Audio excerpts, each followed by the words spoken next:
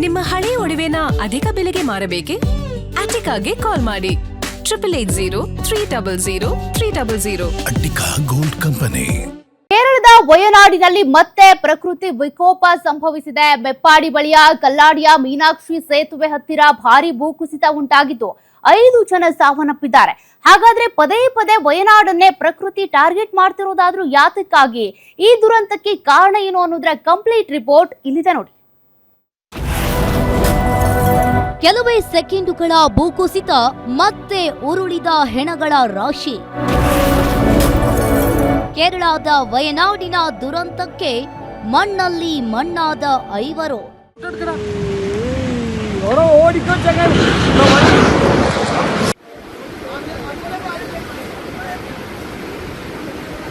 S, ಒಂದೊಂದು ದೃಶ್ಯವೂ ಭಯಾನಕ. ಇದ್ಯಾವುದೇ ಸಿನಿಮಾದಲ್ಲಿ ಬರೋ ಸೀನ್ಗಳಂತೂ ಅಲ್ವೇ ಅಲ್ಲ. ಮಹಾ ಮಳೆಗೆ ಕೇರಳದಲ್ಲಿ ಸೃಷ್ಟಿಯಾಗಿರೋ ಅಲ್ಲೋಲ ಕಲ್ಲೋಲ. ದೇವರ ನಾಡು ಮತ್ತೊಮ್ಮೆ ರಕ್ತಸಿಕ್ತವಾಗಿದೆ. ಪ್ರಕೃತಿ ಸೌಂದರ್ಯದ ಗಣಿ ವಯನಾಡು ಈಗ ಹೆಣಗಳ ರಾಶಿಯ ಮೇಲೆ ನಿಂತಿದೆ.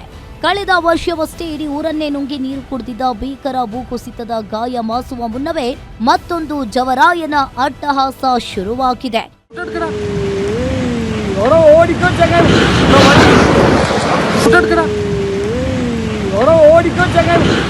ವಯನಾಡಿನ ಮೆಪ್ಪಾಡಿ ಬಳಿಯ ಕಲ್ಲಾಡಿಯ ಹತ್ತಿರ ಭಾರಿ ಭೂಕುಸಿತ ಸಂಭವಿಸಿದ್ದು 5 ಜೀವಗಳು ಬಲಿಯಾಗಿದ್ದು ಇಡೀ ಪ್ರದೇಶವೇ ಸ್ಮಶಾನ ಸದೃಶ್ಯವಾಗಿದೆ. ಕಲ್ಲಾಡಿಯ ಮೀನಾಕ್ಷಿ ಸೇತುವೆ ಬಳಿ ವಯನಾಡ್ ಮತ್ತು ಮಲ್ಲಪುರಂ ಸಂಪರ್ಕಿಸುವ ರಸ್ತೆ ಸುರಂಗ ಮಾರ್ಗದ ಕೆಲಸ ಸಾಗ್ತಾ ಇತ್ತು. ಆದರೆ ಜಿಲ್ಲೆಯಲ್ಲಿ ಸುರಿದ ಭಾರೀ ಮಳೆಗೆ ಇಡೀ ಗುಡ್ಡವೇ ಕುಸಿದು ಬಿದ್ದಿದೆ. ಕಾರ್ಮಿಕರು ಕಣ್ಣು ಮುಚ್ಚಿ ಕಣ್ಣು ಬಿಡುವಷ್ಟರಲ್ಲಿ ಮಣ್ಣಿನಡಿ ಹೂತು ಹೋಗಿದ್ದಾರೆ.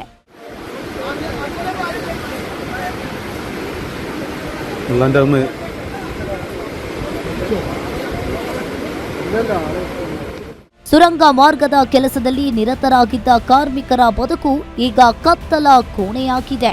ಕಾರ್ಮಿಕರನ್ನ ಸಾಗಿಸ್ತಾ ಇದ್ದ ಬಸ್, ಕಾರುಗಳು, ಕಂಟೈನರ್ಗಳು ಮತ್ತು ಮಣ್ಣು ತೆಗೆಯುವ ಯಂತ್ರಗಳು ಸಂಪೂರ್ಣವಾಗಿ ಮಣ್ಣಿನಡಿ ಹೂತು ಹೋಗಿವೆ. ಈಗಾಗಲೇ 5 ಶವಗಳನ್ನು ಹೊರತೆಗೆಯಲಾಗಿದ್ದು ಅವಶೇಷಗಳಡಿ ಇನ್ನು ಹಲವರು ಸಿಲುಕಿರುವ ಆತಂಕ ಕಾಡ್ತಾ ಇದೆ.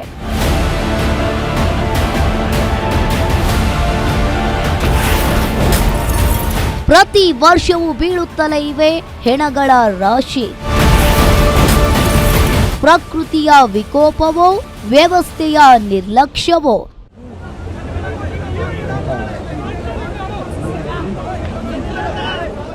ವಯನಾಡಿನ ಪಾಲಿಗೆ ಭೂಕುಸಿತ ಹೊಸದೇನಲ್ಲ. ಪ್ರತಿ ವರ್ಷವೂ ಇಲ್ಲಿ ಹೆಣಗಳ ರಾಶಿ ಬೀಳ್ತಾ ಇದ್ರೂ ವ್ಯವಸ್ಥೆ ಮಾತ್ರ ಎಚ್ಚೆತ್ತುಕೊಂಡಿಲ್ಲ. 2019ರಲ್ಲಿ ಪಕ್ಕದ ಪುತ್ತುಮಲದಲ್ಲಿ ಸಂಭವಿಸಿದ ಭೂಕುಸಿತಕ್ಕೆ 17 ಜೀವಗಳು ಬಲಿಯಾಗಿದ್ದವು.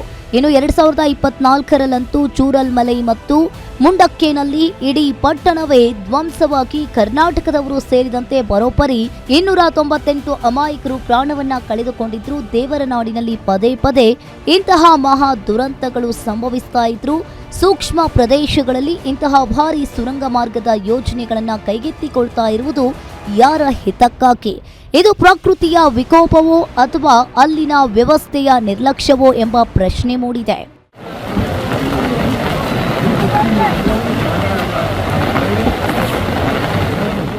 ಸದ್ಯ ದೇವರನಾಡು ಕಣ್ಣೀರಿನ ಕಡಲಲ್ಲಿ ಮುಳುಗಿದೆ. ಕಣ್ಣೆದುರೇ ಪ್ರೀತಿ ಪಾತ್ರರನ್ನ ಕಳೆದುಕೊಂಡ ಜನರ ಆಕ್ರಂದನ ಮುಗಿಲು ಮುಟ್ಟಿದೆ.